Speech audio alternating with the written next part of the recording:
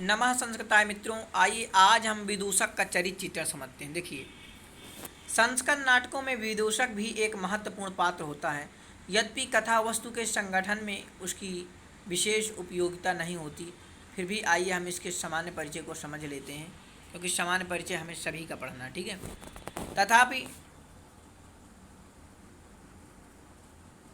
देखिए, थोड़ा और इसे कर देते नीचे, आप देखिए बता रहा हूँ, यहाँ से यहाँ तक का जो है ले लेते हैं। ठीक है। तथापि नायक के प्रेम तत्वों में सहायता प्रदान करने तथा दर्शकों को मनोरंजन करने के लिए जो विदूषक होता है, वो दर्शक जो जैसे नाटक को देखा जाता है ना, तो दर्शकों को मनोरंजन करने के लिए विदूषक का होना नितांत आवश्यक माना जाता है। साहित्य दर्पण में आचार्य विश्वनाथ, एक साहित्य दर्पण है ना, तो साहित्य दर्पण के लेखक विश्वनाथ जो हैं, आचार्य विश्वनाथ के अनुसार विदूषक स्वाभिमानी भक्त, मनोविनोद में निपुण और कुपित नायिकाओं के मान का भक्षक एवं सचित्र होता है। उसका नाम कुसुम, वसंत आदि से भी संबंध रहता है।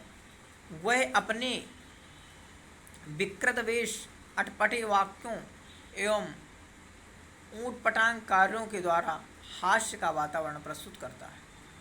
वह नायक का विश्वास पात्र होता है। कालिदास के सभी नाटकों में मुक्तया विनोद का पात्र विदूषक ही होता है। अभिज्ञान शाकुंतलम में विदूषक का नाम माढ़व्य, यदि याद कर लीजिए, विदूषक का नाम एक है माढ़व्य है। सर्वप्रथम वह द्वितीय अंक में जो आपका विदूषक या माढ़व्य है, यह सर्वप्रथम द्वितीय अंक में मिलता है। वह अपने प्रथम दर्शन में ही अपनी अकर्मण्यता, भीरुता एवं भोजन प्रियता का परिचय देता है। ठीक है, आगे जानते हैं। देखिए,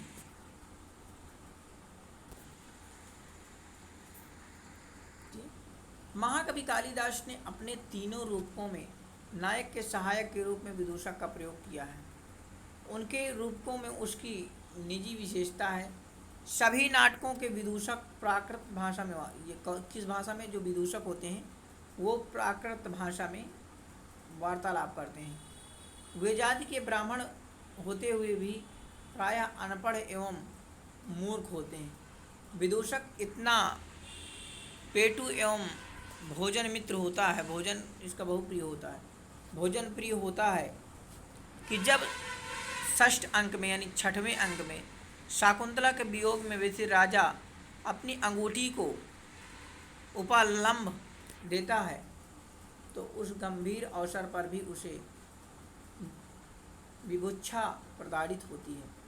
प्रथम विभुच्छया खादित वयो अश्मि।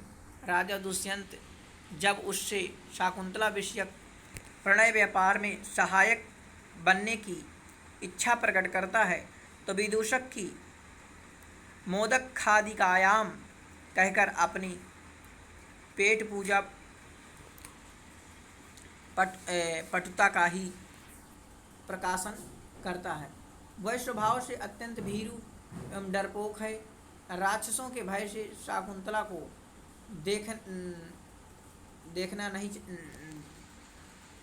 देखने नहीं जाता। राक्षसों की बात सुनते ही उसके प्राण फड़फड़ाने लगते हैं। राजा के पूछने पर वह भीरु स्वभाव में उत्तर देता है। ठीक है। विदूषक राजा का वाचाल मित्र है। राजा अपनी गोपनीय बातें भी उससे बताता है और अक्सर अवसर के अनुकूल उससे सहायता लेता है।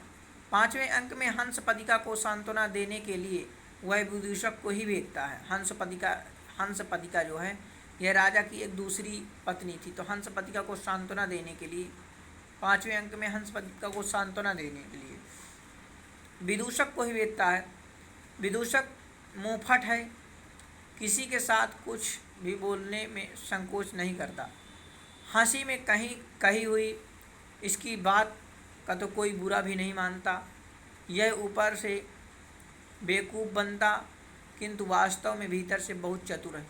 नाटक के द्वितीय अंक में जब राजा इसके साथ एकांत वार्ता करने के लिए सभी सेवकों को हटा देता है। तब वह शीघ्र ही राजा के उद्देश्य को समझ कर कहता है, कृतं भवता सम्प्रति निर्मच्छिकम। कालिदास का विदूषक हास्यकारी ही नहीं अपितु वह मनोरंजन के अतिरिक्त अन्य भूमिकाओं का भी निर्वहन अच्छी तरह करता है। इस प्रकार शाकुंतला का विदूषक संस्कृत नाट्य साहित्य में अद्वितीय है। वह विनोद प्रिय है तथा विनोद करने में कुशल है। वह उदरपरायण है, भीरू है, डरपोक है, वाचाल है, सरल स्वभाव का है। फिर भी कालिदास के हाथों में उसका व्यक्तित्व स्पष्ट रूप से उभर कर सामने आया है। अतः हास्यकर विदूषक की उपेक्षा कुछ अधिक ही है। तो ये आपका कुछ सामान्य परिचय रहा, आप इसे नोट कर लीजिए और अच्छे से आप लिख देना, ठीक है। बस यही कुछ इसका सामान्य परिचय रहा। इसके जो सामान्य परिचय से महत्वपूर्ण प्रश्न है वो भी मैंने आपको बता दिया, तो आप इन्हें समझ लेना और कक्षा 12 वाला आराम से इसे लिख देना, ठीक है। नमः संस्कृत मित्रों।